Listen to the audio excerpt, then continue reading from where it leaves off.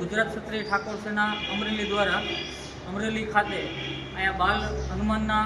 સાનિધ્યની અંદર કારોબારીનું આયોજન થયું હતું અને કારોબારની અંદર આપણા અમરેલી જિલ્લાના 11 તાલુકાના પ્રમુખો અને વિવિધ હોદ્દેદારો ઉપસ્થિત થયા હતા અને આ કારોબારીની અંદર સામાજિક રીતે સમાજ કઈ રીતે આગળ આવે, આર્થિક રીતે કઈ રીતે આગળ આવે અને વ્યસન મુક્તિ તરફ કઈ રીતે સમાજ આગળ વધી શકે તેની અગત્યની ચર્ચાઓ કરવામાં આવી અને સમાજને લગતા અલગ અલગ પ્રશ્નો, એની સમસ્યાઓને જાણી અને આગળ એનું નિરાકરણ કઈ રીતે કરવામાં આવે તેની વિશેષ તેના પર ભાર મૂકી અને બધા લોકોને સાંભળવામાં આવ્યા। એ બદલ અમારા અમરેલી જિલ્લાના પ્રમુખ મથુરજીભાઈ અને વિવિધ આગેવાનો ઉપસ્થિત હતા, તે બદલ આપ બધા જનો આભાર વ્યક્ત કરીએ છીએ। ગુજરાત ક્ષત્રિય ઠાકોર સેના જિલ્લા દ્વારા